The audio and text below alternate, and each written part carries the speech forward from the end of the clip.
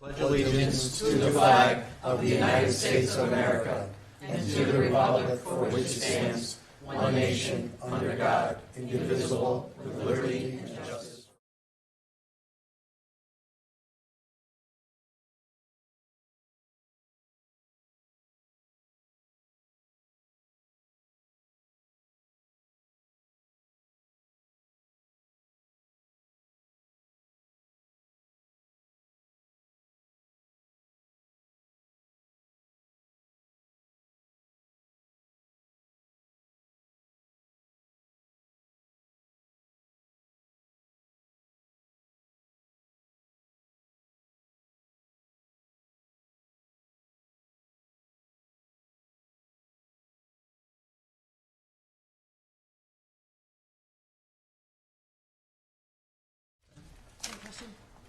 Do we currently have a member on that board?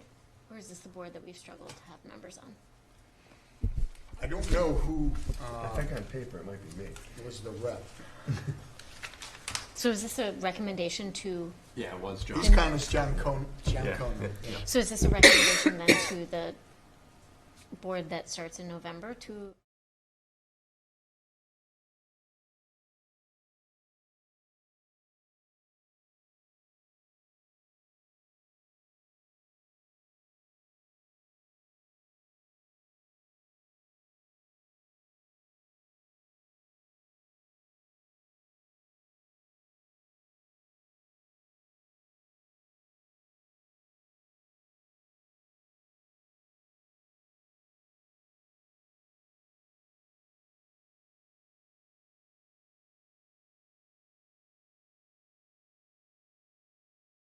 Lost. It will be put somewhere for someone to do something. It'll be Yep. in the minutes. That's great. That's right. I appreciate that, Somebody but it will reaches it, still maybe they'll be remember. somewhere. Yes. I don't want it to get lost, Yes. is my point. Yep. Quick question, what do you mean off hours? What do you mean by that?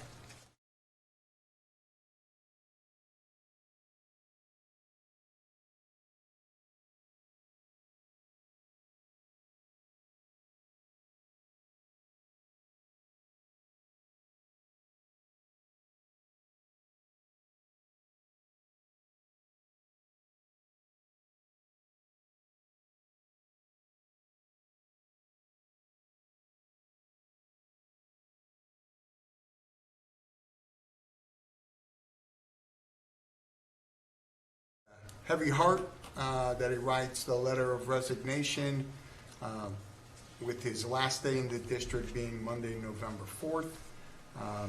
He has secured his administrative certification and an advanced degree and has been hired to be the assistant principal at Plainfield High School. So he's excited to begin his new journey, but he's saddened to leave the Lebanon school district, which he loves and has been a part of for over 16 years. He's thankful for the numerous opportunities that he's had to learn and grow professionally and personally, and that he plans to stay active within the community, and in particular with educational efforts in Lebanon. So John is actually here in the audience, so I will personally thank him for his years of commitment to the children and the staff here at the Lebanon Public Schools. Thank you, John.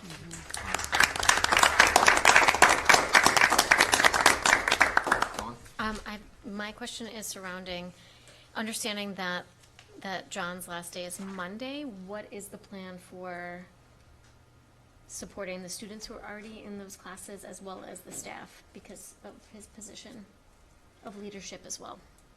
So, in terms of department head, Mr. Apicelli has posted that position within his school. There are a couple of the math department members that are interested in that position. I don't know that he has that finalized yet. He hasn't reported. We're that. interviewing tomorrow There you for go. the department head position. So you don't anticipate a lengthy period of overlap? For the department head? Yeah. No. Yeah, that should not be an issue. I mean, they're all part of the same department and very familiar with what we're doing. John also teaches one of the AP courses. We have a teacher on staff that has taught the course in a previous district that they were employed in. That teacher is going to move into that position, and then we'll arrange for a refresher AP training for that teacher. So there's really no anticipated gaps. If there are any gaps, specifically in times of transition, they're going to be short. Okay. Maureen? Can we refuse to accept it? That question comes up a lot. Oh, yeah, that does It come does up a come up a lot. lot. No, unfortunately, I don't think we can. It's been brought up before. All right, we have a letter from a parent regarding drop-off at the high school. Right, so Mrs. Bailey wrote a letter to the Board of Education detailing her concerns regarding the parent traffic at Lyman when they drop, in particular when they drop off, but there are issues with pickup and drop off at the high school. The board knows that there's, well, I don't know if I should speak to it or just address the letter.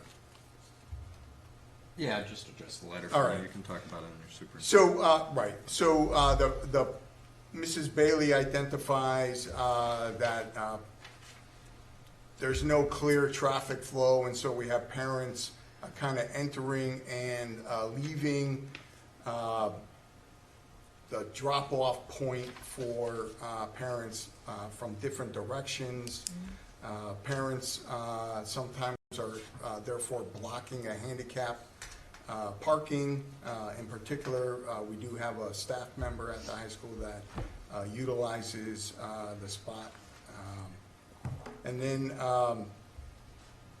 there's the parent noted that there's no right turn or left turn lane demarcations as you exit. That is something that we actually talked about previously. And so the parents' concerns are some of the ones that some of the board members have already shared this year. Okay. Quick question, because he asked if he should address things, and you responded during his superintendent. So under this, the superintendent, report of the superintendent, will we hear more? I could provide some information. Yeah.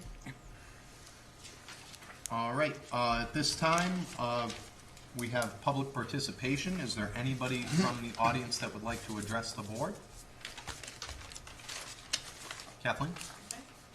Kathleen Smith. I would just like to, myself, from the union and from the teachers, thank John for his service to our school. He certainly fulfilled, as Dawn mentioned, a lot of leadership positions up at the high school, helping administration to get a lot of things off the ground and implemented. So he's going to be a great loss to our entire school district, but good luck, John. Thank you. Thanks, John, again. Anybody else like to address the board at this time? Seeing none, we'll move along. Consent agenda. What is your pleasure?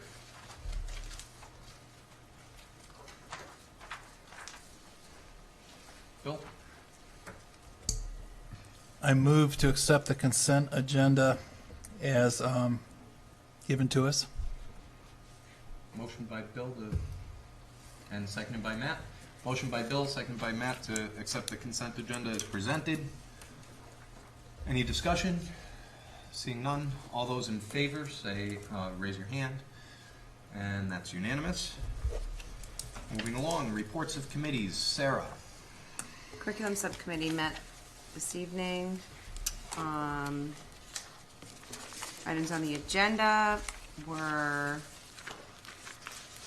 math improvement. We received an action plan for the district's math improvement. I have it here. It should be in the next packet. It's fairly detailed. A lot of work has gone into it.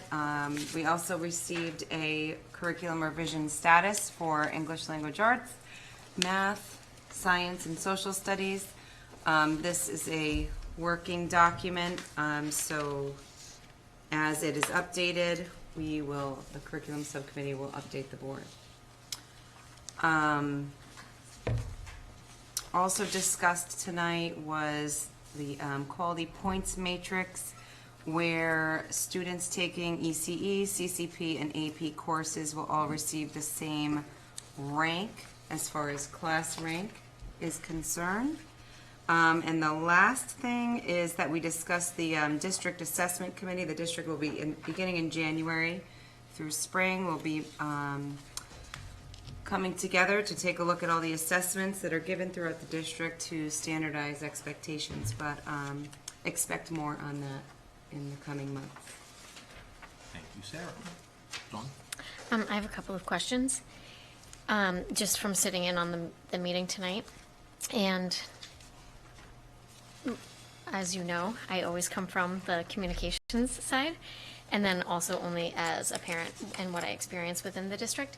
So my question really surrounds curriculum and assessment.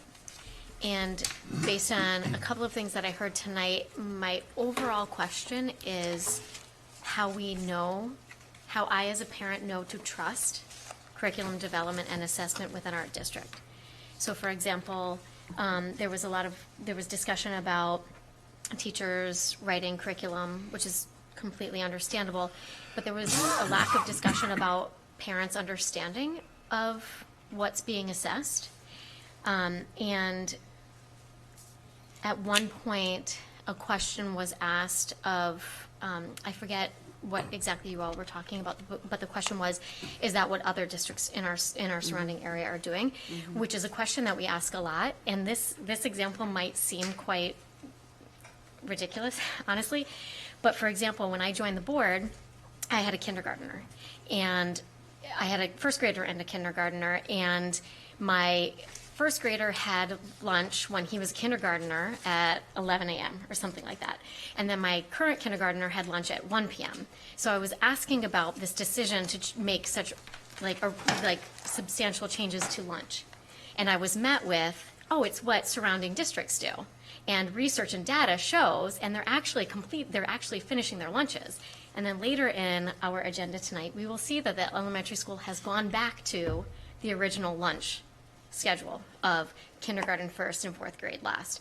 So from a parent perspective, when I ask these questions of something so simple as why do we do something different and flop the schedule of lunches and get met with, oh, it's what surrounding towns do and data and blah, blah, blah, but then the next year we go back, I sit and I wonder, when we ask questions, is this what surrounding towns do? And we're met with, yes. Is that, how valid is that? And how do we know that that's actually what we want to be doing? So how do we trust that what we're being told and what we're being offered is actually what we want to be doing versus then the next year we're going back to something that we were actually doing before?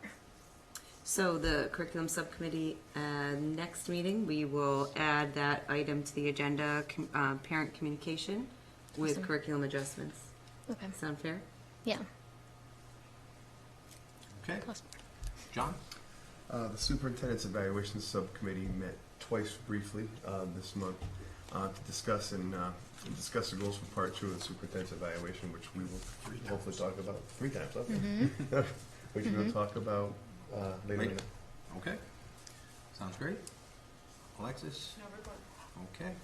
Dawn? So the curriculum, no, just kidding. Communication, strategic plan and goals subcommittee met twice this month, briefly, and later on the agenda, we'll see the recommendation that the board adopts the revised mission statement based on the strategic plan that the board has discussed previously. And then we have further recommendations that the next, or the board starting in November, subcommittee, curriculum, strategic plan and goals, if it's the same subcommittee, continues the work that we've done. Okay. Sounds good. Maureen? Policy, we have an extensive amount of things to look at, and you have the minutes were pretty detailed of what we discussed. we have a lots of more policies to go through, and we will be looking at, if we take something that Shipman and Goodwin has that matches ours, and there's only a policy change, we'll only do a first reading on those, so we can move those along. But we'll have a lot to act on later today.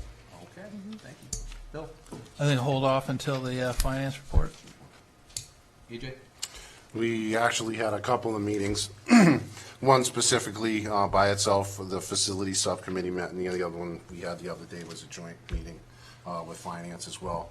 To cover the first meeting, we reviewed and discussed the additional funding for SIP, and of course, as many of us are well aware, at town hall, or the town meeting the other night, it was approved for the additional $100,000 for SIP designated funds, and also for the $75,000 for the removal of the oil tank at Lyman High School. We also discussed other capital requests with the additional items, with the HVAC, the maintenance truck, how that was going to be designated through either non-lapsing or SIP. Of course, the truck is going to be in the SIP. Originally, it was designated the other way. District painting, vape smoke detection system, all of those things now will be covered within the realm of the additional funding with the SIP. We also discussed athletic facilities capital requests. Mr. Elliott actually had gotten a quote and a proposal. There was concerns over the actual use due to the dangerous conditions on the tennis courts up here at the high school, and the quote came in at $48,183.40. That's tabled for now. We don't know what's going to happen moving forward. There are some funds in there now, but obviously the next chair of the facilities committee is going to have to determine, along with the board, how to proceed with that in the near future. Another important one is the discussion of long-range maintenance plan. I had actually handed out to everyone the submission of the maintenance plan that Bill and I had actually worked collaboratively together with. Of course, I can't find it, right? It's not how it always goes. I know we don't want to be here all night, so I'll just go over this quickly. I first and foremost want to thank Bill, working collaboratively with this, because this is extremely important, not only for facilities, but trying to find ways to keep our schools safe, and also do it by spending the least amount of money and make sure that we actually get things done in priorities order. So essentially what we did is we had a long-range maintenance plan to ensure that it was created to establish the foundation of the SIP. So in essence, it promotes transparency and accountability, not only for the Board of Selectmen, the Board of Finance as well, and most importantly, the tax-paying citizens of Lebanon. Moving forward, we want to explore clean energy initiatives. I know there's something on the table tonight for the school district in terms of a solar project at the high school through Titan Energy. We'll hear more about that later. And that could save us up to the $700,000 to $750,000 range. Also, to finish the LED lighting project in all three schools, there should be significant savings there, as well as an overall safety is improved along with the quality of the learning environment. And we'd also like to possibly revisit the ECG group to formulate a game plan moving forward to try and tackle high expenditures on the capital request list, such as the 66 wing at the elementary school, and the overall concerns of equipment getting near the end of their stated life expectancies. And last but not least, working collaboratively with the superintendent and Kevin French, the facilities director, to set expectations for the maintenance division moving forward to ensure that problems are resolved in an expeditious manner. And this will also help to increase accountability and a much more comprehensive understanding of how the process works. And essentially, the more support we get from the school district and the community, the more opportunities we will have to secure funding for the SIP. Okay, thank you, Adrian. Can I ask a quick question? Yep. Do you have this electronically? I do. Can you send that along? I sure can. Thank you. Matt, nothing from transportation. Okay. Moving along, administrators' reports. Anything to add? I have, Okay. I got a couple of late additions to mine. So from Emily McKenzie, she said we have 20 students, 18 from chorus, 2 from band, participating in the Charter Oak Music Festival on November 4th and 6th in Coventry. The Trian music group, the Triumph Honor Society group, will be serving lunch to the veterans on Monday, November 11th at the Lebanon Senior Center, following a ceremony at the American Legion where our students will play taps and perform the national anthem. High school Eastern Region auditions are Saturday, November 16th. There are 2 chorus students and 1 band student auditioning for that. Mark Morello mentioned that our boys and girls teams raised $500 for the Coleman New England fundraiser for breast cancer during their breast cancer games. It's not as much as we've had in the past, but we also had the game significantly earlier because of the Triple E, and we didn't have as big a crowds pretty much this whole soccer season. Something from Genevieve Nosad, the public library and the Lyman Library are starting to collaborate on some programs, and they're like initial stages right now of reaching out and trying to make more of a partnership there. Okay, thank you. And one thing, Honey Rose, the student rep, was playing in the volleyball game. Yep. So she was, she's sorry she's not here. She said it would have worked out perfectly with the game schedule this week if they could have gone yesterday, but Okay. she was very sorry she could not be here. Can we report that they won? Yep, they won. Okay. They won handily.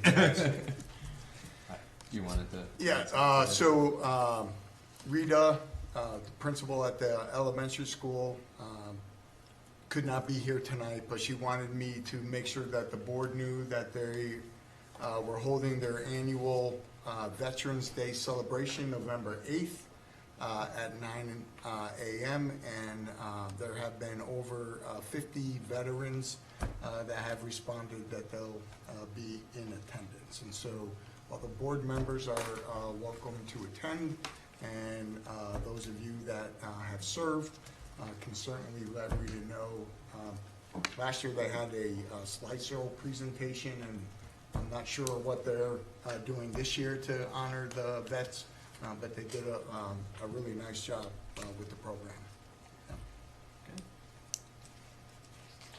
Any questions for? Okay. Moving along, superintendent's report. So in your packet, you have the monthly enrollment report. As the year goes on, generally we start to add some students back, and you'll see that is again occurring this year. So we are up by 3 students from the September count, and our magnet school enrollment is lower this year than it was last year. Right now we have 30 students enrolled in the magnet school, so that's down by 5. It is our understanding in reconciling the invoices that we've been getting from the magnet schools that this could be the first year in a long while that there are no new enrollees in the magnet schools this year.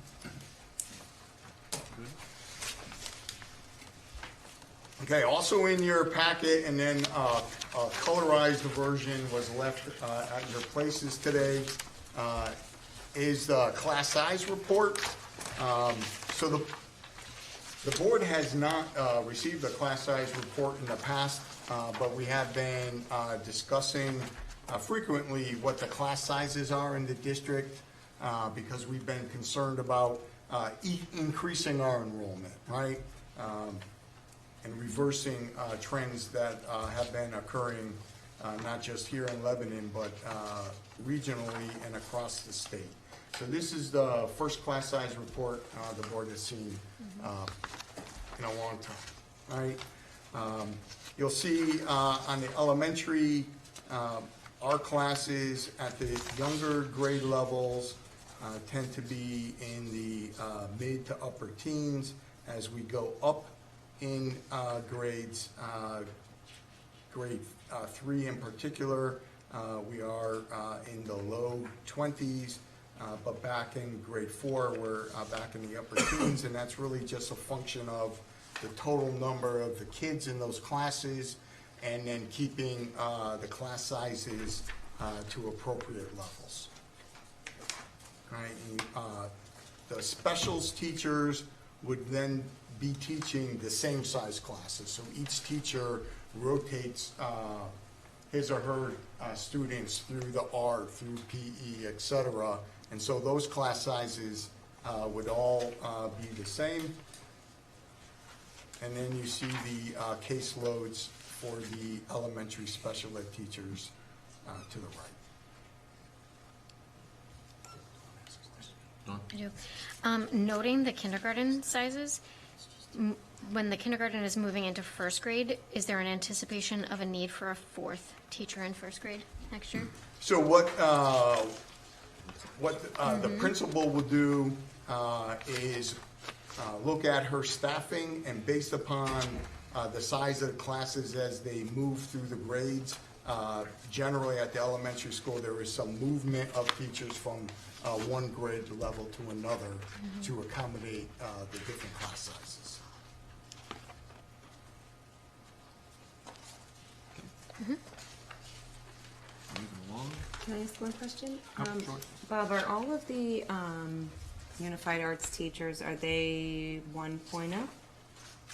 So at the elementary school, and even in across the schools, we are doing some sharing of some of those positions. So PE, we have some shared staff. Art, we have some shared staff. Music, we have shared staff. And so there are some teachers that are in at least two of the buildings.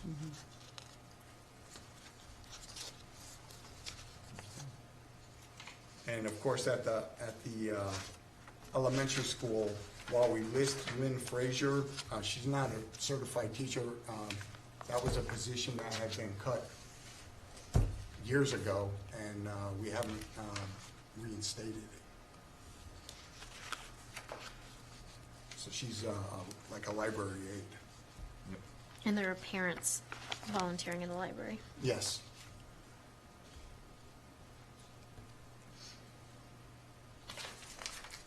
Okay, so at the yellow divider, that is the Lebanon Middle School.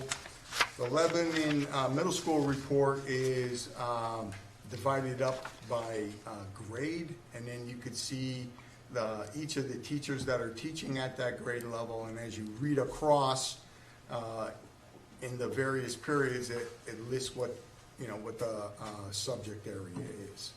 And so you'll see that the core academic areas across the grade levels tend to be in the upper teens into the low 20s at the middle school.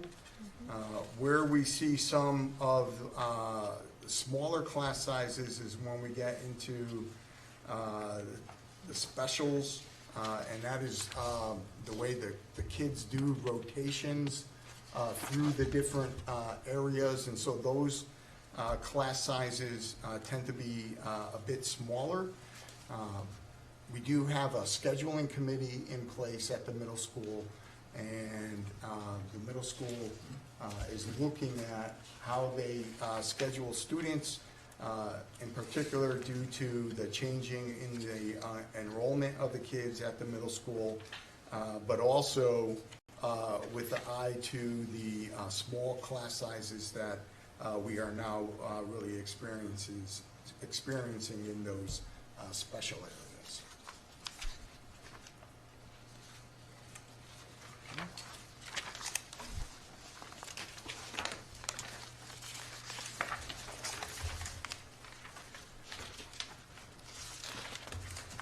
All right, and then at the high school,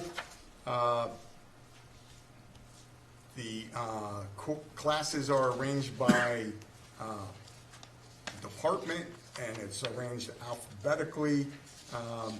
And so you can see, so the scheduling at the high school has a little different complexities because there are semester 1 courses and semester 2 courses.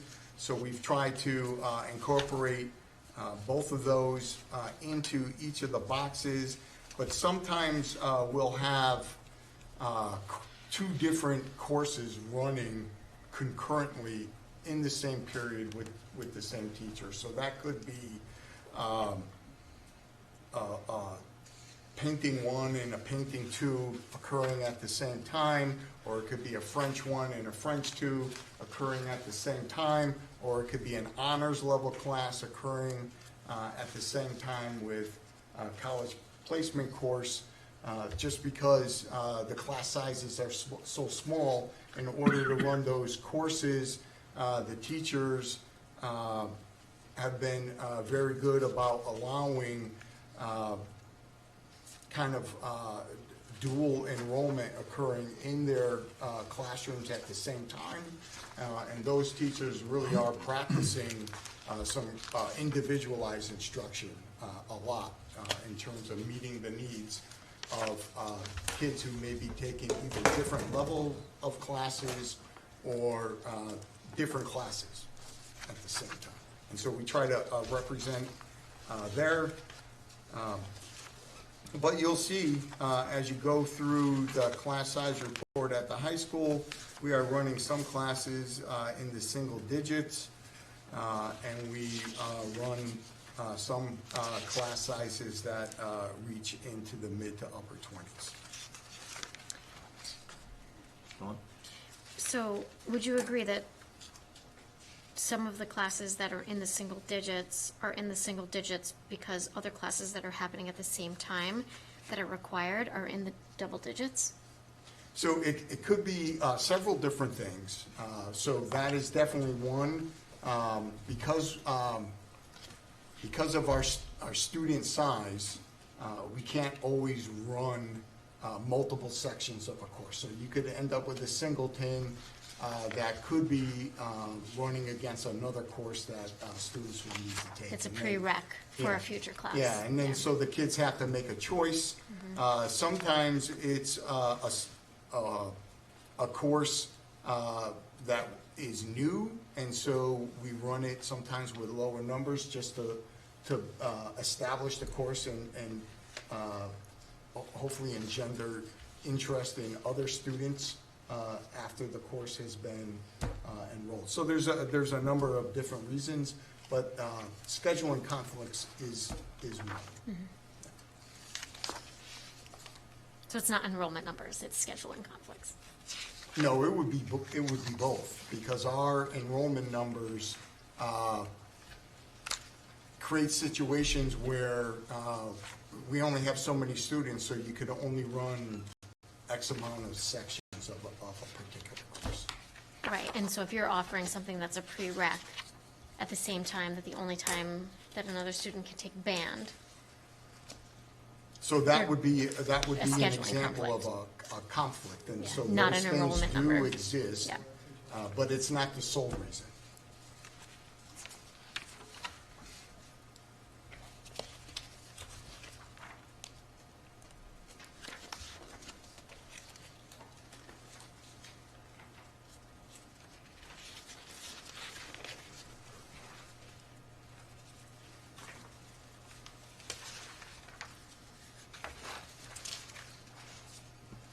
can you tell me what the goal of this conversation is right now? I think it was just to get the information out to everybody, because we've asked before. Okay. I think the best thing to do at this point is to move along, and everybody can take it all in and get it on an agenda in another month or two when we start talking about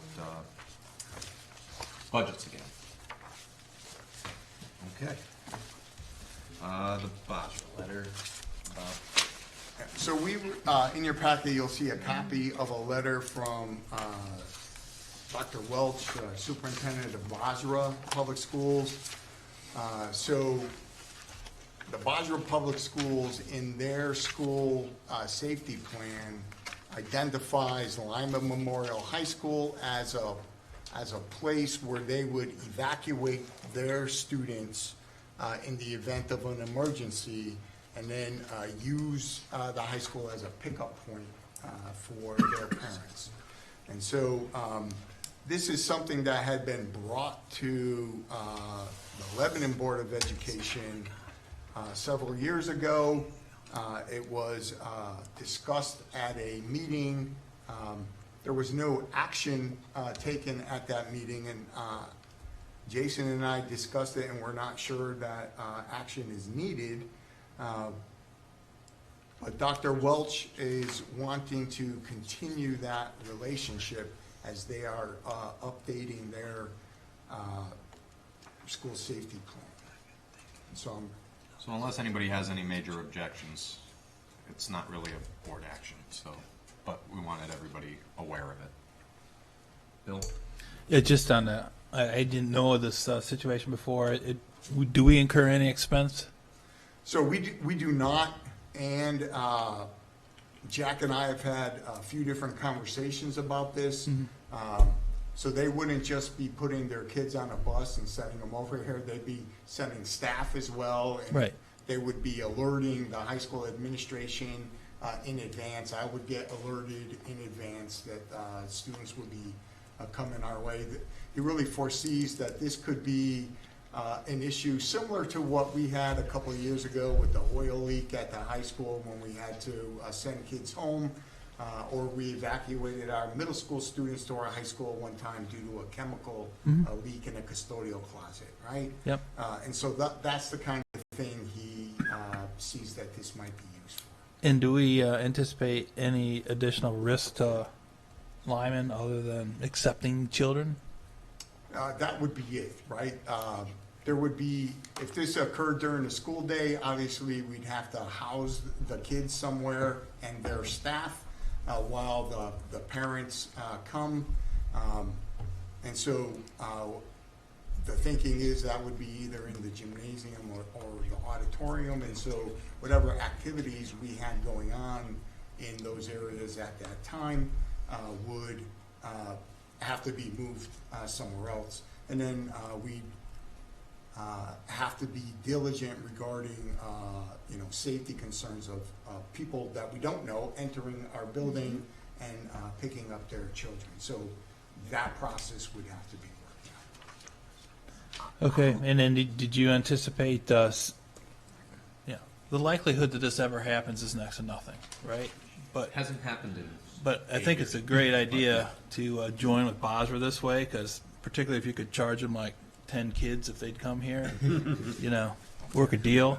But, absent the deal, but if you have the game plan ready ahead of time, because to answer all those questions, because when it happens, you least expect it, you pull out the game plan and say, they're going to go here, they're going to go here, we need to do this, we need to do that, and the other thing.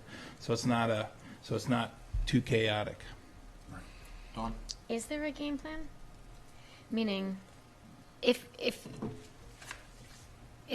there's a matter where their kids are getting bused to our town, it seems to me that it's something quite chaotic, which means they would have to go somewhere to first get buses and then come to our town. So who then is responsible for ensuring the fact that, their kids, and then communicating with parents? What is the overall plan to ensure that communication is happening? Because if we're involved, then we're responsible as well. Absolutely, and so that's part of the conversation that I've been having with Jack, because when Jack first broached the topic with me and the principal broached it with Mr. Apicelli, we were unaware that this relationship even existed.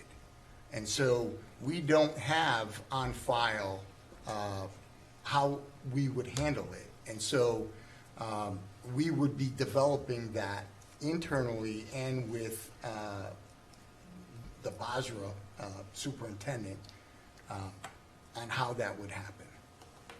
So they have been under, Basra has been under the assumption that they could come to our high school based upon whatever happened in 2011.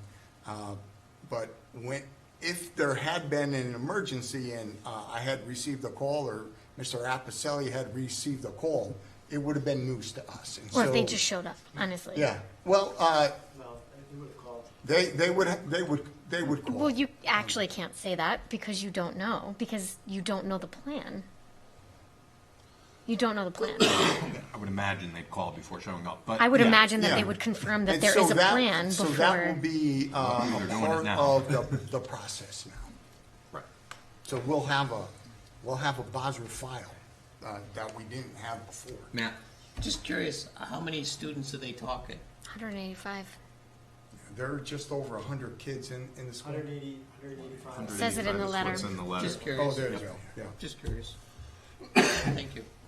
Pretty small, the gym and the cafeteria are both big enough. But yeah, we have the room. It would just be organizing the process. Just on that topic, from reading the letter, it appears that the superintendent would like us to make an action item, would like us to take action on this. I know we can't do it tonight, it's not on the agenda, but I'm just saying, it appears from reading what he I think wrote. he just wanted to That- confirm that we're still doing it, so. Can I just read it for a second? I have to find it again. I got it here. Well, he wrote, "It's unfortunate that it does not appear that Right. the board actually acted on the request either then or at a subsequent It doesn't say meeting." it's unfortunate. It says unfortunately, which is different. It doesn't appear that the board actually acted upon the request, so it seems as though, Well, then it says please advise. Right. Yeah. so I think maybe next month we should put that on the agenda. We'll put it on the agenda. With a plan. And it seems like a lot of people kind of potentially have to get involved with that issue if it does go forward, like the school safety officer needs to know what's going on, all these people need to know that Absolutely. kind of stuff. Yeah. I put it down to Thank you. have it then. All right, so I will inform then the Basra superintendent that will, when there is a plan in place, we'll bring that to the board at the same time. So I don't know if that it'll be at the next meeting. All right, so when a plan is in place, we'll bring that. All right. Do you have anything else for yours? Concerned about the traffic flows. Yeah, so I got a couple The of traffic flows, and I think Yeah. we had the fire.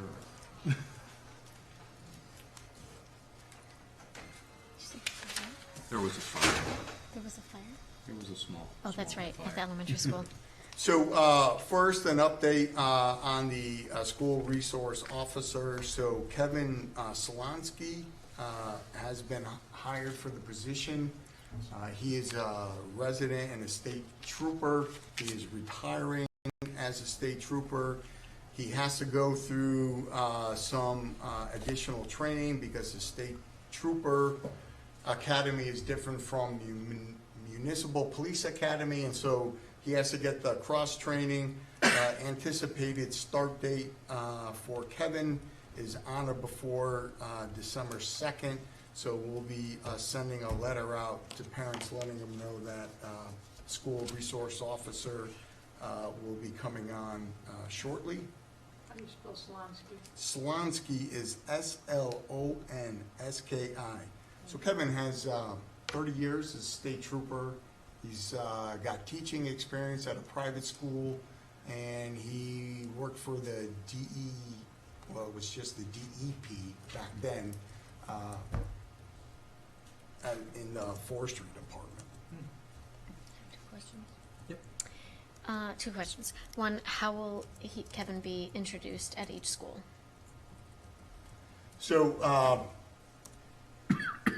similar to what we did with the previous SRO, we brought the SRO to each of the schools. They were there to meet and greet folks.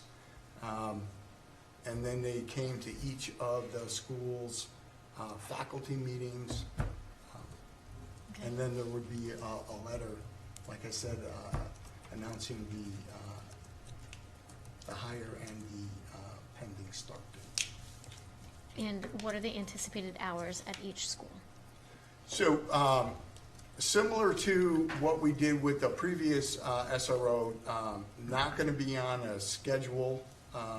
because it would be based on needs at the school, and we wouldn't want to alert people to where the SRO is not. Right? And so the SRO will be at each of the schools. We found that with the previous SRO, the older the children got, the more time he had to spend in that building. So the high school, that's where we located the SRO office, and the SRO did spend a lot of time with high school students and staff, but the SRO is able to get to all 3 schools. And is there any intention to have a developing relationship between the SRO and elementary school students, Yes. as opposed to the number of hours spent at the high school? Yeah, so, again, there's a similar intent to have the SRO in classrooms doing mini lessons on safety, et cetera, in all 3 schools, but also programming for staff. And what didn't really occur last year was to have some programming with parents. And so we're looking to expand that with the SRO.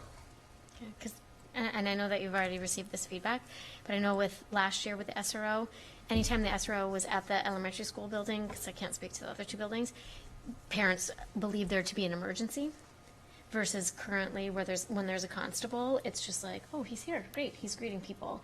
So it was much more of a, we're so used to seeing him, versus when the SRO was there, people believed that something was wrong.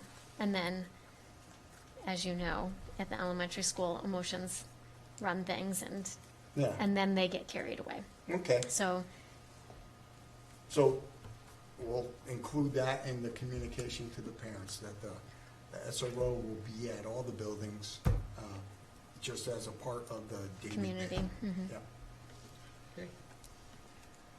There's the SRO. SRO, the kiln at the elementary school, you're all aware that we had an issue. It turns out that there was no malfunction of the kiln, but it does turn out that there was some paper that was left on top of the kiln without knowing that the kiln was set to fire later in the afternoon. All right, so the kiln is on a timer. We don't generally run the kiln during the school day because it's in the art classroom. We have a screen to keep students and staff away from the kiln while it's hot. But just to be safe with our young students that are at the elementary school, we generally don't fire that during the school day. It will kick on after school lets out, and it will fire for the length of time that the teacher needs to cure whatever the pottery or ceramic artwork is that the students are working on, and it will shut down prior to when the custodians leave. So it's never running while nobody's in the school, so somebody is always in the school when it's running. We just don't run it during the day while the kids are in the classroom. And so it was set to go after school hours. Somebody didn't realize that it was set to go, left paper on it, and when that thing fired, it got hot and the paper smoldered. After the incident, we had the fire marshal come over, do an inspection. We had Jason as the building inspector come over and do an inspection. So the kiln is installed per code, but we're making improvements. Right now it has a single thickness flue to exhaust heat. We're going to put a double thickness flue on that just for added security. The flue goes out through a metal panel. There used to be a window there, but now there's a metal panel, and the flue goes out through that. That is allowing rainwater to come in and create a situation with moisture being trapped inside the flue, so we're going to put a different end on it so that water cannot get in. We're replacing an electrical cord from the kiln to the outlet to make that safer. We're going to install a new outlet closer to the kiln so that we don't have to run an extension cord. We would be able to get plugged in directly into that outlet. So we're making several upgrades to the kiln. And it will be, Kevin has been talking to me about using a different type of barrier to alert people that the kiln is set to go. And so we'll improve that aspect as well. Okay. Okay? And then lastly, Lyman drop-off and pickup. So we received the letter from Mrs. Bailey, but a few of the board members have also raised this concern, in particular those of you that are dropping off students at the high school.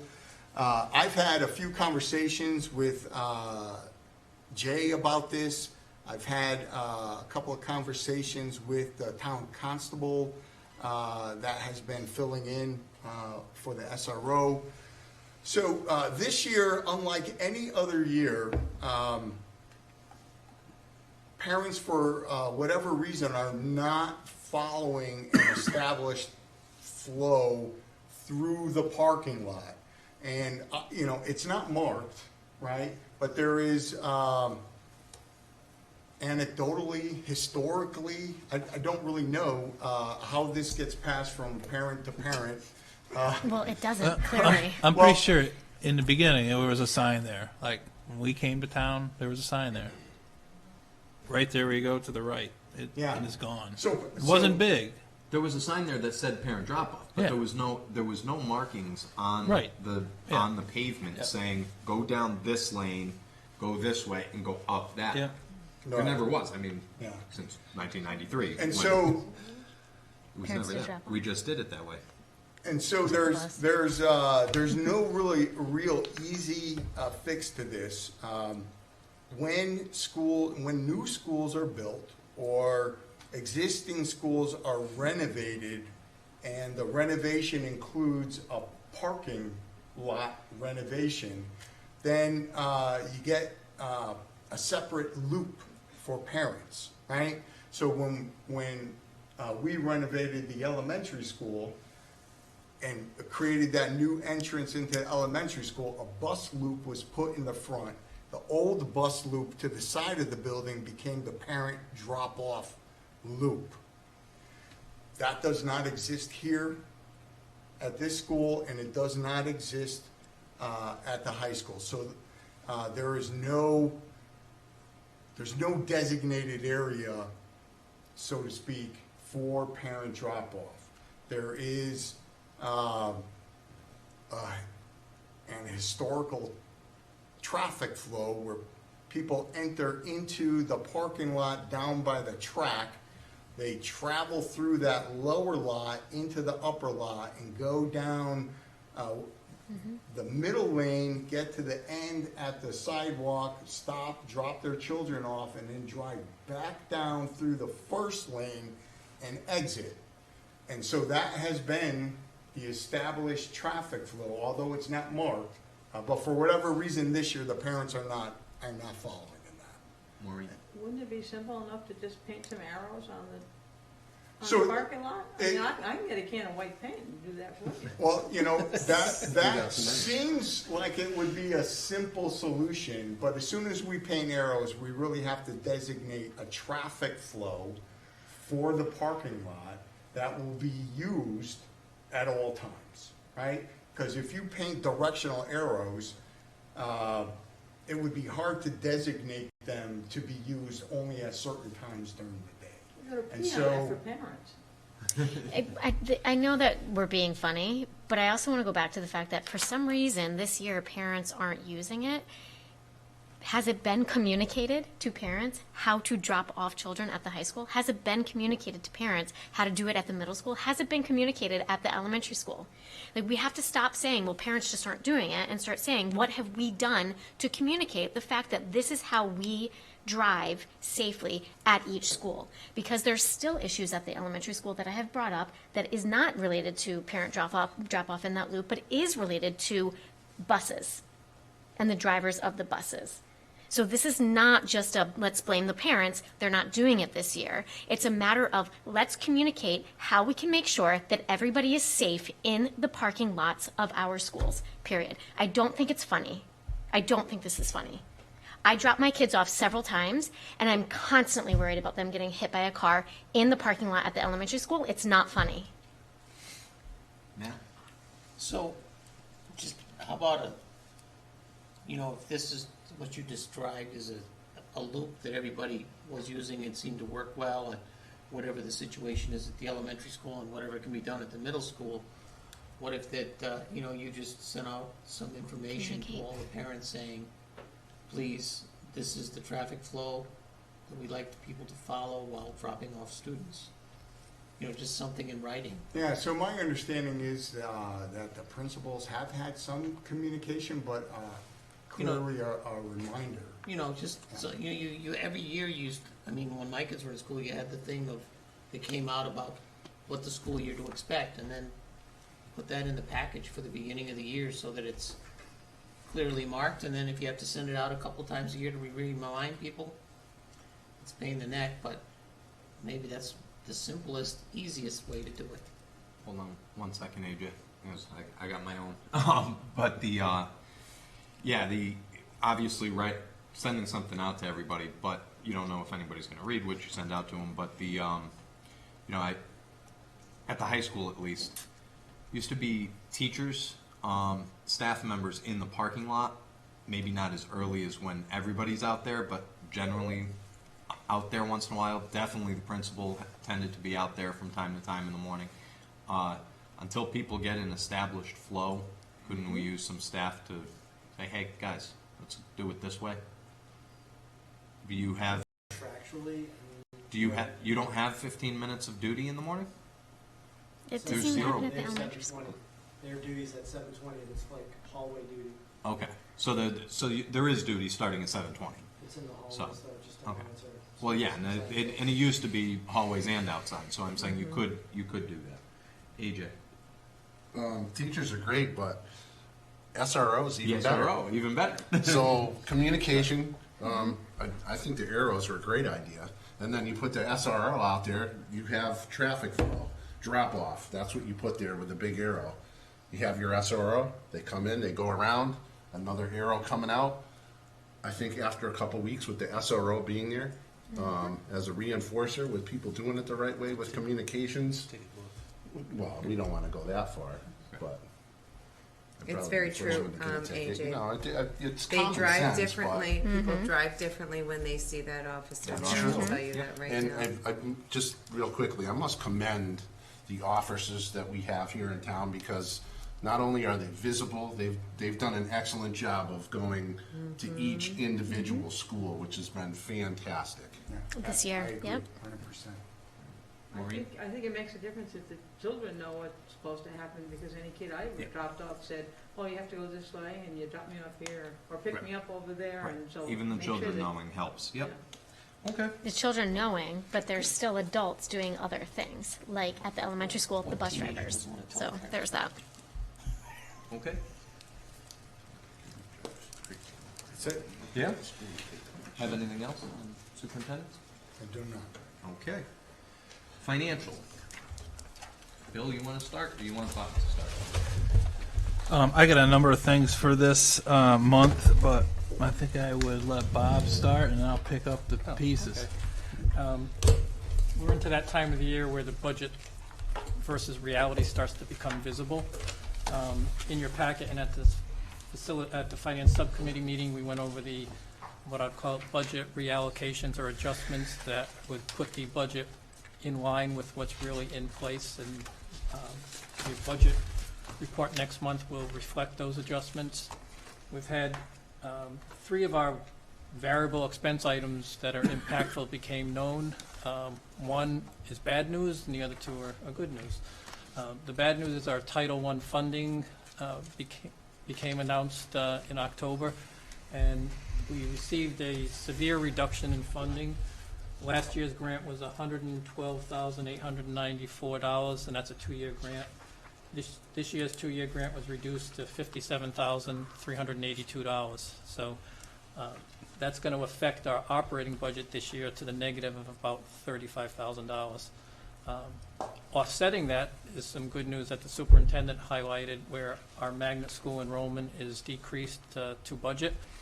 I've received invoices from Barrows and the Learn schools, and Barrows is our largest magnet school this year. It always is, and this year there's 15 students, which is a decrease from the expected number of 20. I haven't received the invoices from CREC yet, so barring any adjustments, we could be between $30,000 and $40,000 under budget, so that'll tend to offset that. As the superintendent and special ed director made everyone aware of last March and April, we had an influx of new special ed students that were going to impact this year's budget.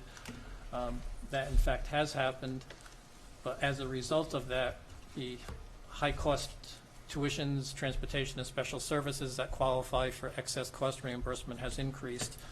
So the reimbursement in the excess cost grant is expected to be about $72,000 higher. So that'll help to mitigate some of those higher expenses.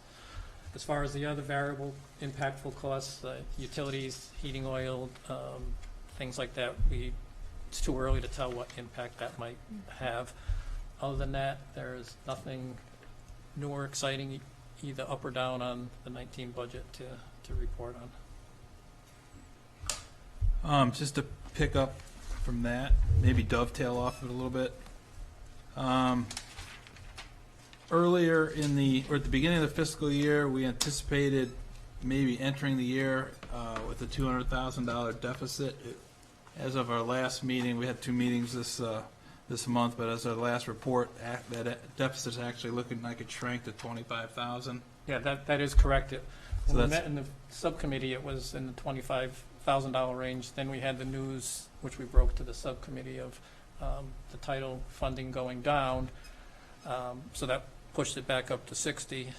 And now this week, after receiving the invoices and actual enrollments for magnet school, it's dropped it back down to the 25 level. So it's still the same number, but the way we got there is different now.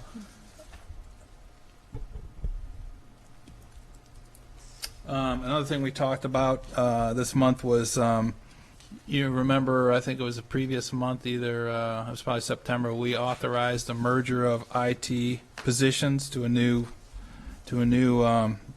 organization. They did some research for us. We just have to watch that moving forward in the next fiscal year. That could change. This could impact the salary line either negatively or positively. All depends on what type of benefits they take. But it's essentially a wash in terms of money. We will be looking for a motion to authorize Bob to make adjustments to the line items in the current fiscal year budget. This is a budget neutral set of adjustments across the lines, so the bottom line stays the same. The purpose for adjusting the budget lines is to create reality in what he's dealing with on a fiscal or an accounting perspective day to day. So a note on that, it does not affect programming, so books and any materials that they use for teaching or reduction of nothing happens on the program side to make this occur. There is a handout, I believe, in the package that actually talks about the different numbers that go, how that works out. I'm not going to repeat them though. The subcommittee recommends that the board authorizes those changes to the line items. I think there's an action item on that for tonight. I'm just continuing along with what I had here from our meeting this month. This is a quarterly month where we talk about all our capital accounts and our grant accounts. just throwing these numbers out there so you have an idea where we are. At the time, SIP stood at $80,102.42. The athletics capital improvement account was at $45,379. The IT capital account was sitting at $77,539 and change. Non-lapsing was sitting at $190,480. The grants, and Bob spoke briefly about one of the grants taking a hit of about $55,000. So does that create an operational budgeting problem for us? Because at the meeting, I didn't think it did. Well, it does this year, and as I mentioned earlier, it's almost equal to the budget savings realized from the magnet school tuitions, because that funded a teacher's salary completely and fringe benefits, and it has a 2-year grant window. So we had that particular grant, you have to spend 85% of, it's a 2-year grant, and then it's awarded beginning on July 1st of the year, and by September 30th of the following year, you have to spend 85%. So you always have a residual going forward into the next year. So we had funds left over that covered the first 3 pay periods of a teacher this year and 5 months of health insurance benefits. So the impact this year was going to be about $30,000 to $35,000 that will have to be made up in the operating budget. And the way of doing that now, it's almost equal to the offset from the tuition savings on the magnet school kids. Next year it'll be impactful too, because we won't be having a carryover to go forward into the new year. And we don't know what the funding will be next year. The curriculum director and the superintendent had a conference call with our state officials to try and ascertain the exact reasoning and the formulas behind this large decrease, and it's as clear as mud when you get into all the factors doing it. Even it involves the federal funding to the state level and the state level to the local districts, and I, for one, cannot explain to you why our funding was reduced to that level, because I don't understand it. The state officials don't fully understand it either. Okay, so for this school year, this fiscal year, we're going to eat that difference out of the operational budget. So that's not good news. We had a very informative athletics budget brief by the athletic director this month. He was concise and thorough and gave us a good idea how he constructs that budget. And he brought to us his vision for the athletics department, and that is he wants to be the best Class S sports program in the state. I was just glad to see that he has a goal and a vision there. Don't know if we can afford it, but we know what he's striving for. We have some contracts you'll see later on for action items. The subcommittee, so one of them is lawn mowing and that type of thing. The contractor requested a new 3-year contract. We're going to recommend a 1-year extension, and that's because of the way we do business in terms of contracts. And then the school and snow removal contract is up. And the way that one works is we have a set of annual costs going out 3 or 4 years, I believe, and we're activating this year's annual cost. So the subcommittee recommends approving that for this year. I think that's all I have. Yeah. I just want to dovetail back on the grant impact to future year budgets. We have a few other grants that are starting to become impactful. We have the school readiness grant, which has been constant at $113,400. That funds a teacher's salary and 2 IAs for the preschool program. As salaries increase and the people stay here, become long-term employees, and the grant does not increase, then it becomes a budget problem where funding no longer fully supports those, and they have to be absorbed by the district. That's happening in the IDEA 611 and 619 grants, which fund an IA in the 619 grant and special ed instructional assistants were needed on the one-to-one thing. So we're starting to see that have an impact in next year's budget as well. Okay. Moving along, new business. Lots of first readings. Just walked away. We don't have to act on them. That's the good part. I don't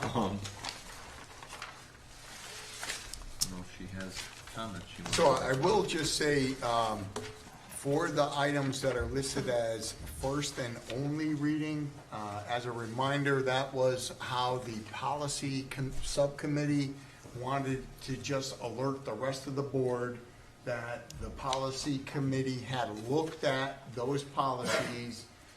They are either insignificant changes that are being made, or they're simply being renumbered.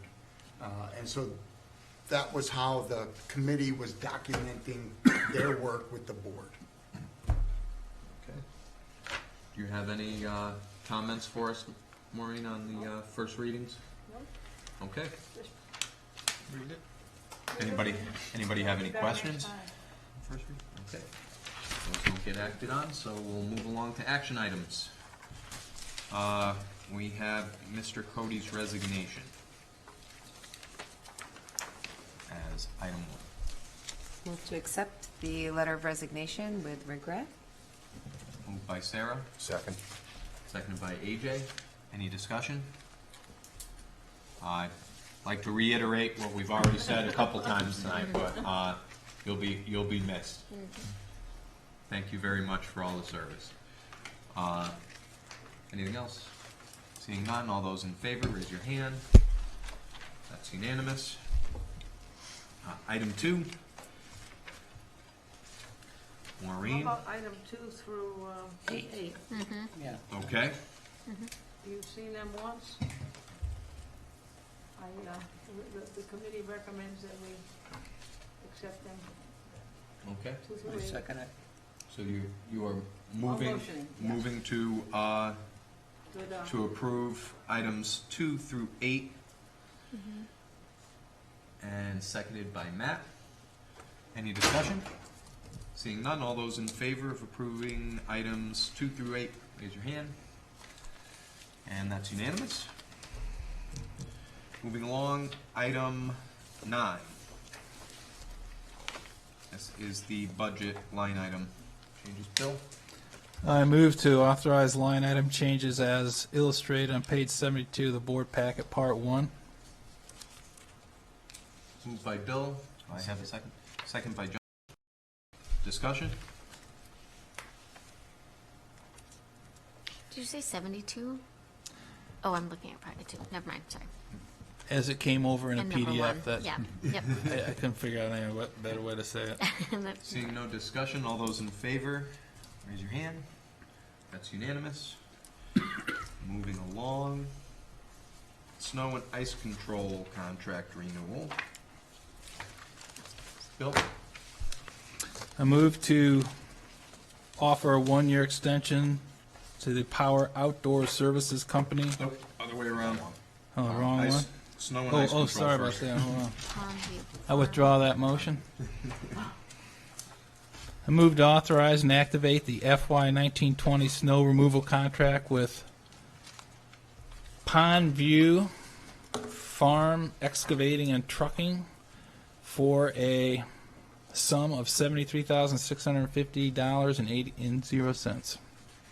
Moved by Bill, Second. second by AJ. Any discussion? Seeing none, all those in favor, raise your hand. That is Maureen, Dawn, John, and Sarah as ayes. Those nays. Alexis as a nay, and no abstentions. Okay. Motion passes. Moving along. Turf and landscape. Bill? Move to offer a one-year extension to Power Outdoor Services Company at a rate no greater than $500 over expiring year. Second. A motion by Bill, second by AJ. Discussion? Sarah? Can you talk more about that? What does that mean, expiring years? 50,900 is what it's gonna end up being, is that correct? Yeah, I didn't have a sum, so that's why I said it that way. He said he would I can't take, remember off the top of my head, but- he requested to have a new 3-year contract.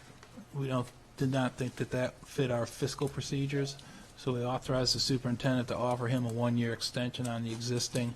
And in his language, he's only seeking a $500 increase year over year. AJ? Nor did we want to set a precedent with the 3 years based on board approval, whereas past practice had been an RFP goes out for a bidding process to everybody in the town to be able to bid on that. So we felt that the 1 year was the appropriate way to go. It's a 1-year extension. We've had him for 2, so if you give him a 1-year extension, we're only at year 3. And we've extended lots of contracts up to 3 years and even 4 and 5. I don't think I've ever seen any not go out to bid. So at longer what than point 5. do we re-put it out to bid? Just, We can't find a rule on that, but I've never seen anything go past 5 years without getting rebid out. Dawn? And so what you're saying is it'll be 50,900. That's what I thought. I think it was That is- 50,400 It's before. so page it's- 87, That number's correct. 50,400. There we go. Yep. Except, oh no, I see. So the expiring year is July 1st, 2020. Right. Right. Yes. So this would be an extension after 2020, Yep. 2020 One to more year. 21. Yep. Thank you. so he's been doing it, For 2, he's in his 2nd year. right, so when would this carry till again? I'm just confused, because it seems like July would be the wrong time to quit. Yeah, I don't know why. Seems like, Is he in his second year? Honestly, October, November would be the we right time shifted to it. quit. Everybody was doing it on fiscal years. yeah, A lot of contracts were done on fiscal years. On the town side, I guess I shifted it. I shifted it so it's not on the fiscal year, it's on the season. The contract matches with the season. Apparently, at the school level, we have not switched it to be with the season. So, and I'm just trying to. I think you're asking about the timing. Right, because it seems funny to quit on July 1st when you still have all summer and August and September, well, or whatever. So that is based on the contract ran on the fiscal year, tied to the Right. school year. Jim is asking for while he's currently contracted out through July of this coming spring, he's asking for the extension for the following year because he's going to invest in some new equipment to better be able to meet our needs here. And he was not going to make that investment if we weren't going to make the extension. Right, but at what point do we fix it so that it matches the season? Because that, So, I mean, it seems, it's kind of like renewing the snow contract and having it quit in December. Yeah, it's weird to be off season, Bill. I would just say, I mean, it depends how you look at it. From a fiscal perspective and an accounting perspective, we probably like it on the fiscal year. You end up getting a full 12 months either way, so, yeah, We're still under contract. yeah, we just want them here cutting grass. Okay, I'm just, AJ? If I could, I just wanted to add in one other thing, it has nothing to do with monetary or fiscal. The fact that he does come and mow at odd times where other contractors are not willing to make that exception. He goes out of his way to ensure, because there's an individual that has an extreme grass allergy, so he's willing to make those accommodations, which is another reason we felt that he was definitely worthy of the contract as well as the job that he does. His work speaks for itself. he does a very nice job for the district. Dawn? My question is just about the dates, because you said we're in the second year, but the agreement in front of us is 2019 to 2020. So is this not the original contract? Are we not extending the original contract? We are definitely in the second year with him. Kevin's not here, but I'm sure we're in the second Okay. year with Well, him. this one is clearly July 1st, 2019 It until. was, each year of the contract, we sign a new agreement, so you have an annual agreement. So is the motion to extend the original, it doesn't seem like the motion would be to extend the original contract based on what I'm looking at. Because this doesn't seem to be the original contract. This is just a copy of the current year annual agreement. So he's on contract through July 1st, 2020. Yes, So what we're looking to do, extend it beyond July 1st, 2020 into the following year. yes, Thank you. That's where I was confused. I'm better now. Thank you. okay. Bill? Is that why you said Would you care for me expiring? to amend that No, motion? you said expiring year, so I understand. It's confusing when you say second year, but I'm seeing current dates. So, Right.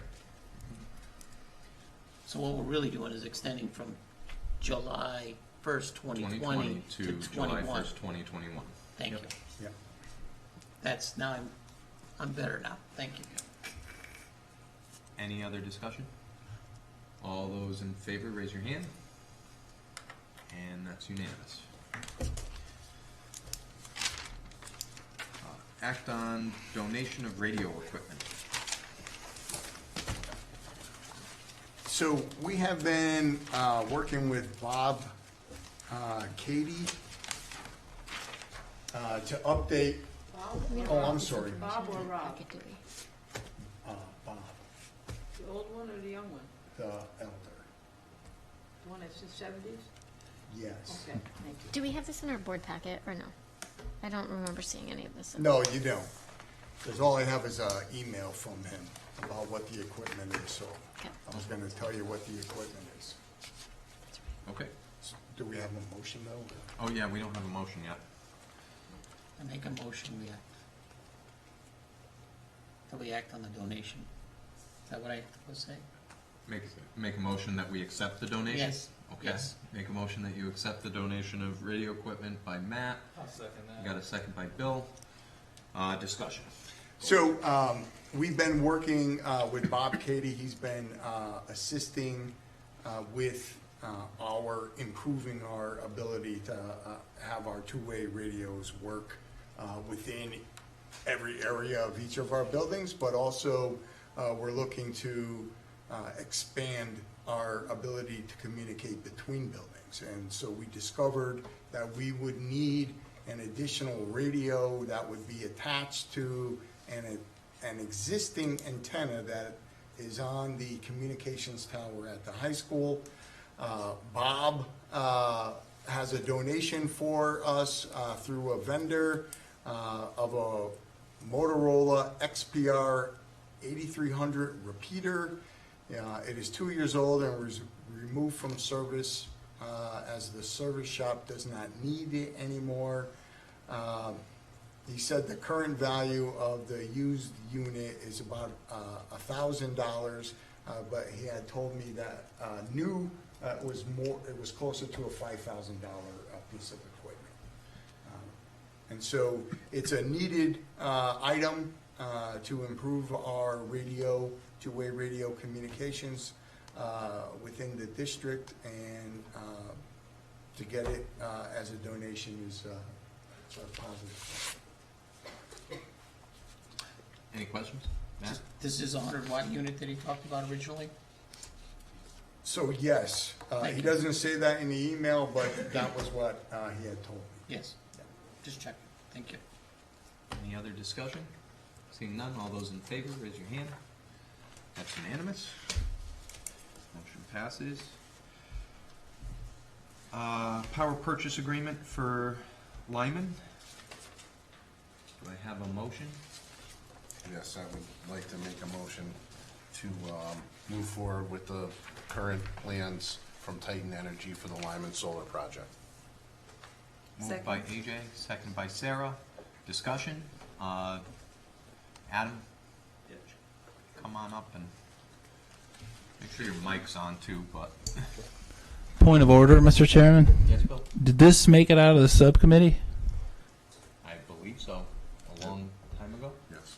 So at At the subcommittee, when this was last discussed, we had discussed whether or not we should authorize Green Sky to make a deposit. And at that time, the subcommittee did not make that recommendation because there were concerns still about the design. However, we had told Adam that if Green Sky wants to take the risk, they could go ahead and make a deposit because it doesn't commit the district to anything. And that is exactly what Green Sky did. They feel that it is a good, viable project for the district, and so they took the risk, maybe in part because we moved forward with 2 other solar projects, one at the elementary school and one here, both are roof projects, but maybe they felt that the district was committed to green energy. And so they took a risk, but the district is not committed to anything at this time. But Adam will explain the power purchase agreement, and that is when some commitments do come into effect. Sure. I appreciate everybody having me back. It seems like you have printouts of 2 documents. One, the savings analysis for the projects that are existing and operational today, and also the last turn of the proposal from Green Skies that has a revised system layout. So just as a refresher, what we talked about last time, a few months ago at a board meeting, we were looking at a system that had a layout of two separate rows of canopies. We figured, based on the ZREC award that we have for the project and some of the feedback that we got last time, that having just a single row of canopies would help alleviate some concerns about flow of traffic in that parking lot and plowing, emergency access, all that kind of good stuff. So, at least from my perspective, I thought if we shrunk the system size down, we could eliminate some of that. And there are accompanying financials that go with this.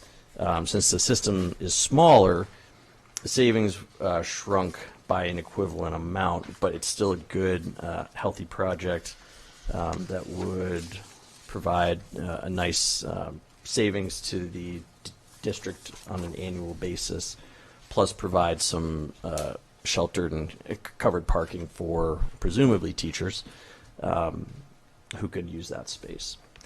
So I'd certainly take any questions about the system layout, savings, any questions about the report based on the 2 existing arrays, whatever may be on people's minds.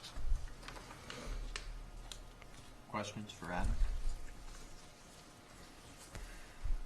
We thought tracking the savings of the existing arrays would give a little bit more credibility to the idea of doing a phase 3 here. Sort of non-monetary benefits of covered parking aside, just to eliminate any uncertainty as to whether or not this works. Alexis? It says on the diagram that the light poles and trees will be removed. So that's the major area where all the lighting is in that parking. Yeah, so we'd install lights underneath, on the canopy, under the canopy, so it have lit parking as well. And this would all have to go through planning and zoning anyway, so anything that would be constructed on this parking lot would have to adhere to every code in town. There would be a number of different levels of oversight from planning and zoning for a project like this. Alexis? Just a comment. Sure. We just had a conversation earlier about parent pickup. This is smack dab in the middle of our traffic debacle that we already have going on. Yeah, it should be perfect and get them to go right around it and go back out. Just like. Well, that's the question, right? Has it been anticipated? Is that it? The flow of traffic, has that been anticipated in this like, it's hard to tell from the picture, just from, as like a layperson. I think it was. Well, when we I did went a up site there, walk but to, This comes down this way, you come this way. geez, and you go time And flies. school It buses must have can make been that maybe turn the too. spring or early summer. We did a site This visit way, with you've got Kevin, this group, Jay was there, Jason, But if there are as cars well here, to the buses assess, can still make that. where the potential opportunities were to put this canopy where it would be, out of anybody's way, per se. Understanding that it is a school parking lot, and, if you get students and teachers and all that good stuff in the mix, we wanted to make sure we understood what that flow of traffic was like. So that was factored into some of this. Again, what the greater plan might be for the district to manage the parking situation, I can't really speak to, but the canopies are T-shapes, like we talked about before, so that the steel supports go up the middle. So if anybody, I have a hard time envisioning people colliding with them, but, again, it is a high school parking lot. But in the event, if anything like that did happen, there's zero responsibility on the school from an insurance perspective. This system's third-party owned, so, they're not going to take the system down with a fender bender. But if it's an insurance question or a maintenance question that the district would be worried about, I'd say that wouldn't be Lebanon's problem. Maureen? I'm curious as to how our driving habits are with the students now. Do we have lots of accidents, kids hitting buses, hitting? I would say we don't have lots of There aren't buses in accidents. that There lot. have been one or two each year. I mean, you could probably make an argument this could create some order in the parking lot. Depends on who you ask. AJ? Thank you. Thank you. I know you've been here several times. Your commitment, goes above and beyond in terms of speaking for the project. Convincing people is one thing, being able to make the project not only viable, but putting it in a place where it sets everybody's mind at ease is the ultimate goal here. Just out of curiosity, I don't know if we had discussed it before, because we're trying to figure out other ways that we could put it in. Did we actually walk in the back of the high school? I mean, is there a possibility there? Because I think, that I don't want to speak for other people, but the major concern is here, if we put it in the front, as we had discussed previously with drivers, high school age drivers, as well as drainage, snow removal, ice, things to that extent. Is there any possibility to put it in the back?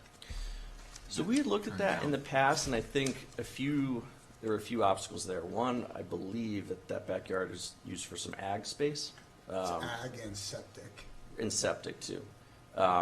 So out of consideration for those two facts, we decided against it. And I think we even looked at some land out behind the high school as well, but I believe some of that's leased by a cell tower So there operator. is the town has a cell tower. We also looked at property right out here, but it was too wet. Yeah. So I think, we've done our best, I think, to, assess the opportunity here from every angle to find, where could this work. The roof still has probably a few years left, and you could always do a phase 2 or a phase 3 at some point on that roof, provided there's an incentive in place that would support a project like this, and that you could coordinate it with the roof work at some point. So I would say there is opportunity to expand, just not in in the immediate future, based on The roof needing to be replaced. The planning and zoning was not keen when we did the other two roofs. We had looked at some ground mount as well at the elementary school and the high school, and they were not keen on taking up green space. They were fine with covering the comments. Was Blacktop. fine about, well, it's already blacktop, but they weren't keen on covering green space. Yeah, so these would all have drainage systems as well. That's certainly part of it. Again, something that would go through planning and zoning. From a snow clearing perspective, if you visualize, that T shape, there wouldn't necessarily be much snow, if any, underneath, and the plow would be able to kind of sweep around. So it's, I think sometimes there's the perception like the steel supports could potentially get in the way of the plow. But with a T-shape, they're smack dab in the middle under the canopies where you'll get the least amount of snow. So we find that it's not a problem when they're designed that way. Maureen? We're up here on the hill, we get a lot of wind, there'll be a lot of snow underneath. Snow goes everywhere all the time. It goes everywhere. So the only, looking at this, it's very similar to something on a much smaller scale that my neighbor has, because he didn't want to put it on his roof either. And in his design, I noticed the pitch and where everything runs off for the melting and everything else. And it melts in his yard in a nice spot where nobody ever drives. This to me looks like it's gonna dump all that water and stuff into the path of everyone when it melts. Yeah, so, Because the snow does come off and melt, and it does leave a big area, I mean, not big by comparison to this, but a large area behind the spot where he has the solar. yeah, I can't speak exactly to what your neighbor has in his property. Well, he has something that's pitched at an angle, same Does idea. it, I mean, I'm not sure if it has gutters and a drainage system and, you Right. know, something that's engineered to help Okay. carry the water away, so I can't really speak to that. Okay. Do you have drainage or water problems with the parking lot now? It's fairly flat. I would think that this would actually, in that area, alleviate, because you're gonna have gutters taking that water away, gutters and drainage piping taking that water away, whereas it would normally just be sitting on the surface where you have to deal with it with salt. Right. And snow guards too as well to keep it from, you know, sliding off and creating issues that way. So, I mean, I think, you know, bad weather is never fun, you know, with or without a solar canopy. So, you know, we do our best to make sure that the system's engineered, again, taking into account any considerations at the site, to make sure that drainage, you know, wouldn't be an issue.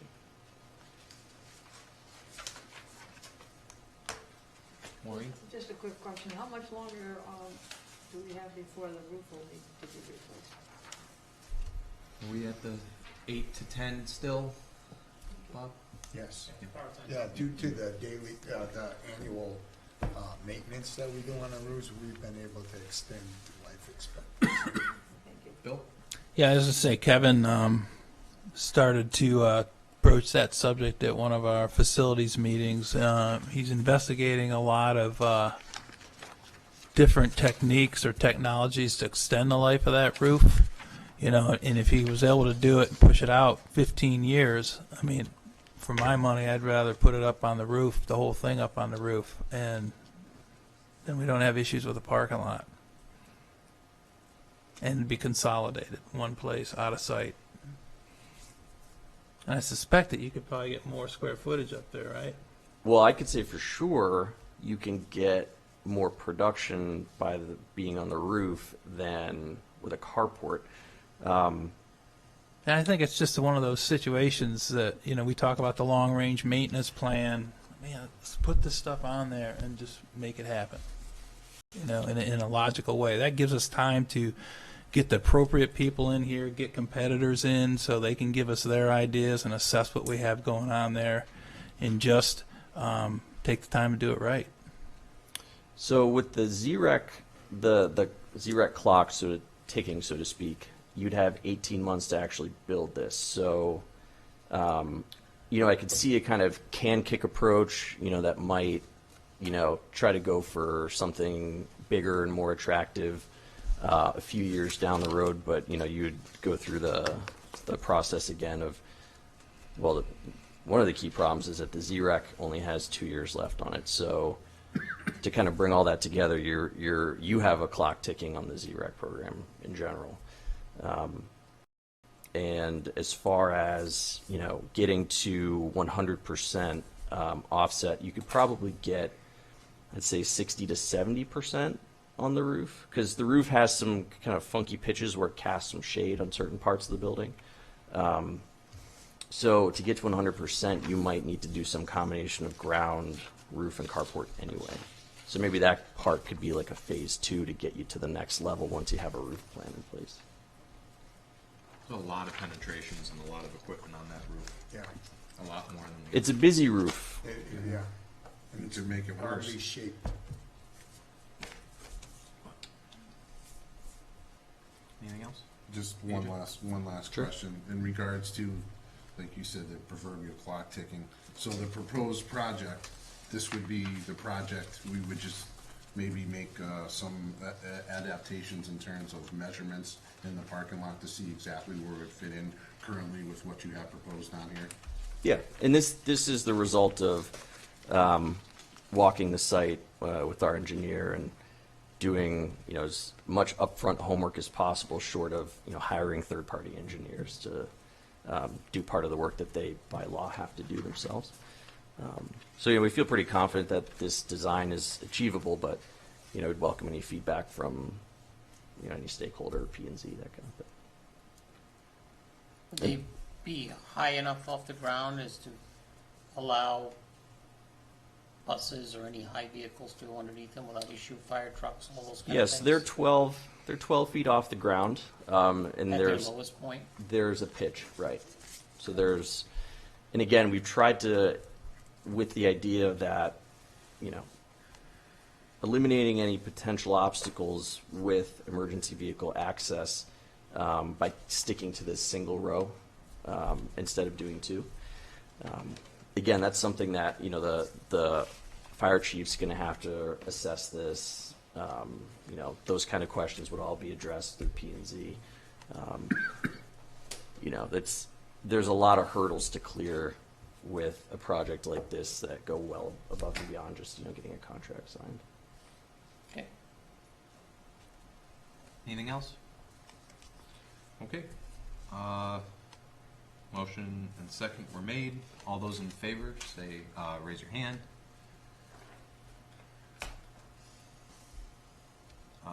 Jason, Sarah, and AJ voting yes. All those not in favor on the PPA? Matt, Bill, Maureen, John, and Alexis are nay. Abstaining. Dawn abstaining. Motion fails. Thanks for coming, Adam. Sure. Sure. Thanks, Adam. Sure. All right. Next is a revised mission statement. Do I have a motion? So there's a recommendation from the Communication Strategic Plan Goals Subcommittee that the board adopt this revised mission statement. So moved. Second. Moved by Dawn, seconded by Sarah. Could we have a reading of the mission statement? Oh, good, thank you. Okay. So it is in the minutes from that committee meeting, but I do have a document here, it has a revised mission statement. This is the one that the committee is asking you to act on. But it also is kind of evolution of the mission statement. So the revised one we're asking you to act on is at the top. The original draft that the board asked us to take another look at is in the middle, and the current mission statement is at the bottom. So if you remember, it was during the summer that the board was given the strategic plan, and the board approved the strategic plan, redacting the mission statement. And so the subcommittee has been working since that time with the superintendent on a revised mission statement. And during our October 1st meeting, which the minutes were approved, the revised mission statement is in there. And then that's what I reported on earlier, saying that we'd talk about it during the action items. Question, Maureen? you made a motion? I did. Yep. And Sarah seconded it. Dawn made the motion, Sarah I seconded. needed the second. Did you want to second it? Sarah beat you to it. Oh, no. I just realized she's taking minutes over here. Sorry. Oh, that's hilarious. So, are we in discussion? Yeah, go. Thanks for all the hard work on the mission statement. This has to do with writing more than anything else, and I think mission statements are important for good writing. And the phrase that I'm looking at is diverse global society. Was the intention to be purposely redundant with that phrase? And the reason I ask that question is because the global society in and of itself is diverse. So it's, in my mind, it's redundant to say it twice. Sorry, I think the intent is just to emphasize that our students will be out there in the world and having to interact with a variety of people. So I think it just is added emphasis. So the answer is yes, purposefully redundant. Yes. Okay. Any other comments? Seeing none, all those in favor, raise your hand. That's unanimous. Okay, do I have a motion to go into executive session to discuss employment matters, teacher and administrator contracts? So moved. I'll make a motion. Moved by Sarah, Sorry. seconded by AJ. Sorry. All those in favor of going into executive session to discuss that, raise your hand. That's unanimous. We are going into executive session. Thank you, everybody.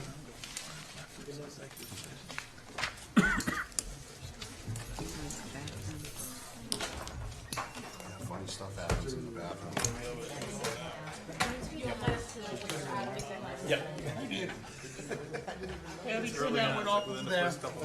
Usually my gum picks that.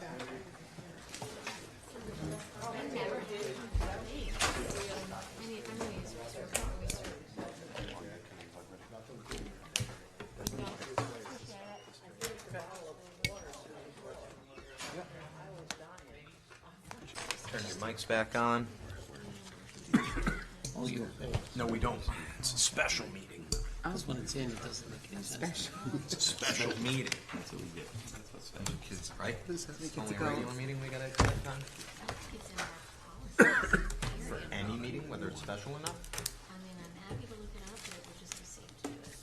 Okay, except that you can't add an agenda item and have a motion in a special meeting. If you keep talking, we'll be able Well, to then pass we 10 don't o'clock finish our and we won't agenda. even be able to finish. That's the thing. I don't know if we have to. All right. Out of executive session Out of executive session at 10 o'clock. Do I have a motion on the Lebanon Administrators Association contract, 3-year contract? Move to accept the Lebanon Administrators Association contract. Second.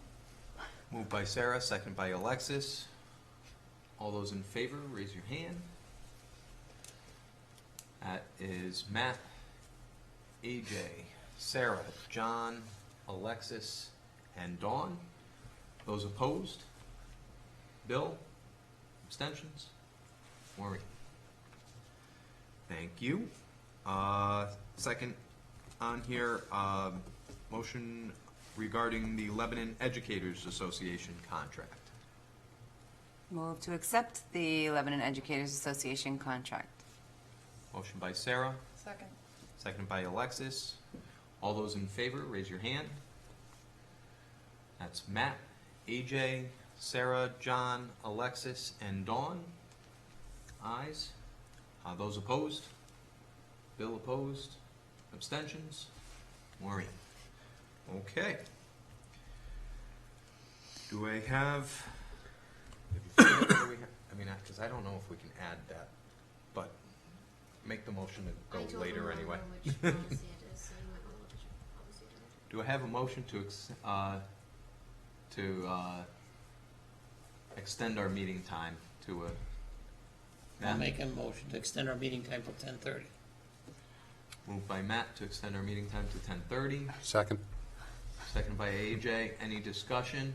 Bill, did you want that increased past 10:30? Oh, it does say It might be safe to say Does it say 11. regular? Oh, it's only regular meetings. We don't have to make the motion. Would you like to Whatever, I don't Okay, care. withdraw the motion, there we go. Withdraw the motion, it's fine. Now we need a motion to enter executive session to discuss the superintendent's evaluation. I'll Moved by change my Maureen. motion. I'll change it.